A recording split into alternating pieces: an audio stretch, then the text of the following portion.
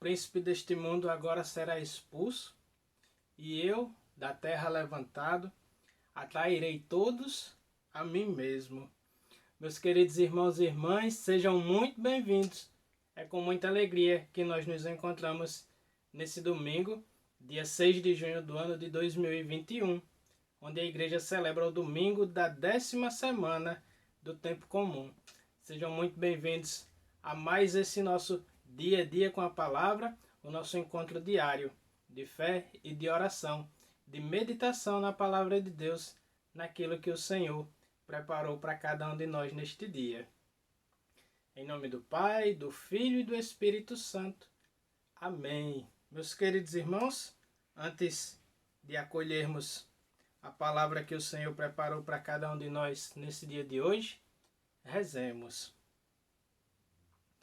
Meu Senhor e meu Pai, envia teu Santo Espírito para que eu compreenda e acolha a tua santa palavra, que eu te conheça e te faça conhecer, te ame e te faça amar, te sirva e te faça servir, te louve e te faça louvar por todas as criaturas.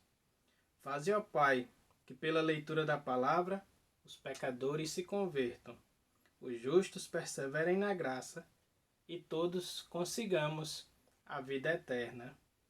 Amém. Meus irmãos e irmãs, neste domingo nós meditaremos no Evangelho de São Marcos, capítulo 3, versículos de 20 a 35. Evangelho de São Marcos, capítulo 3, versículos do 20 ao 35. O Senhor esteja conosco, Ele está no meio de nós. Evangelho de Jesus Cristo segundo Marcos, glória a vós, Senhor. Meus queridos irmãos e irmãs, acompanhemos atentamente a palavra de Deus. Dirigiram-se em seguida a uma casa. Aí fluiu de novo tanta gente que nem se podia tomar alimento. Quando os seus o souberam, saíram para o reter, pois diziam: ele está fora de si. Também os escribas que haviam descido de Jerusalém diziam: ele está possuído de Beelzebu, é pelo príncipe dos demônios que ele expele os demônios. Mas, havendo-os convocado, dizia-lhes em parábolas: como pode Satanás expulsar a Satanás? Pois, se um reino estiver dividido contra si mesmo, não pode durar. E se uma casa está dividida contra si mesma, tal casa não pode permanecer. E se Satanás se levanta contra si mesmo, está dividido e não poderá continuar, mas desaparecerá. Ninguém pode entrar na casa do homem forte e roubar-lhe os bens, se antes não o prender, e então saqueará sua casa. Em verdade vos digo, todos os pecados serão perdoados aos filhos dos homens, mas mesmo as suas blasfêmias. Mas todo o que tiver blasfemado contra o Espírito Santo jamais terá perdão, mas será culpado de um pecado eterno. Jesus falava assim porque tinham dito: ele tem um espírito imundo. Chegaram sua mãe e seus irmãos, e estando do lado de fora, mandaram chamá-lo. Ora, a multidão estava sentada ao redor dele, e disseram-lhe: tua mãe e teus irmãos estão aí fora e te procuram. Ele respondeu-lhes: quem é minha mãe e quem são meus irmãos? E correndo o olhar sobre a multidão que estava sentada ao redor dele, disse: eis aqui minha mãe e meus irmãos. Aquele que faz a vontade de Deus, esse é meu irmão, minha irmã e minha mãe. Palavra da salvação, glória a vós, Senhor. Meus queridos irmãos e irmãs, nesse evangelho de hoje, retirado do livro de São Marcos, nós vamos ver quanta incredulidade existia ao redor de Jesus. Nós percebemos o quanto as pessoas não acreditavam em Jesus e mesmo aqueles que o seguiam, muitos o seguiam pelo motivo errado.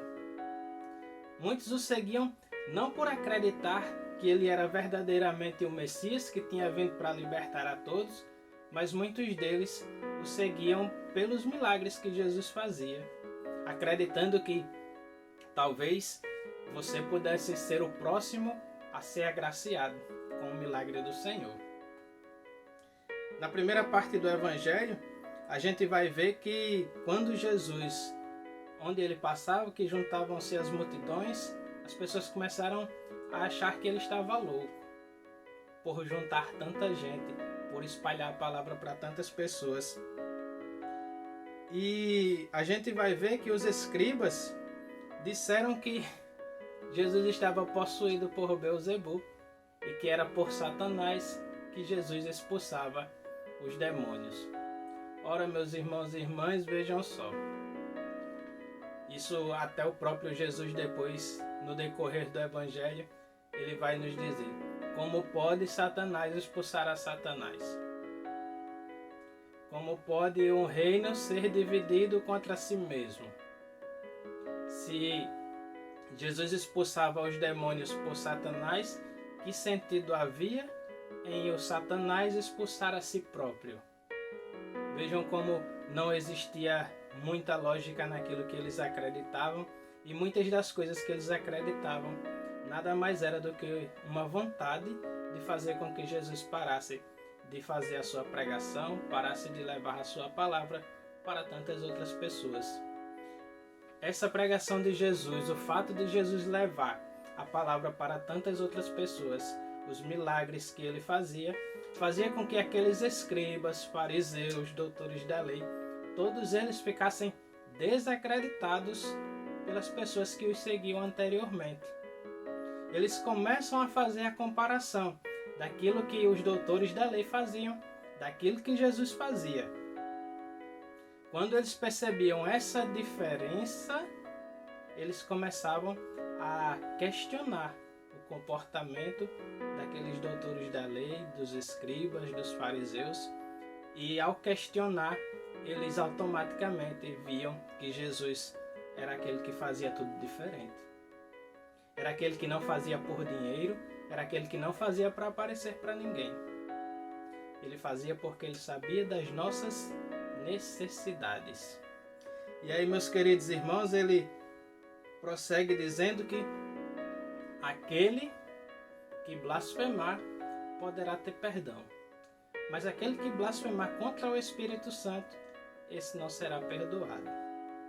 Meus irmãos, quando Jesus diz isso, ele vai falar diretamente naquele momento para aquelas pessoas que tinham dito que ele expulsava os demônios pelos demônios. Então imaginem só, Jesus fazendo tudo aquilo pela ação do Espírito Santo e as pessoas dizendo que não existia esse Espírito Santo, que não era por Espírito Santo nenhum que Jesus fazia todas aquelas coisas, mas que ele fazia aquelas coisas por Satanás. Então nesse momento Jesus dá esse basta, Jesus não admite que isso seja feito. Você pode blasfemar, mas contra o Espírito Santo não. Isso aí eu não permito, isso aí não tem perdão. Como pode dizer que todas as ações que eu faço através do Espírito Santo, todas as maravilhas que eu consigo fazer aos teus olhos pela ação do Espírito Santo, você comparar isso com a ação do Satanás? E para fechar o nosso evangelho de hoje, ele vai falar sobre a família de Jesus.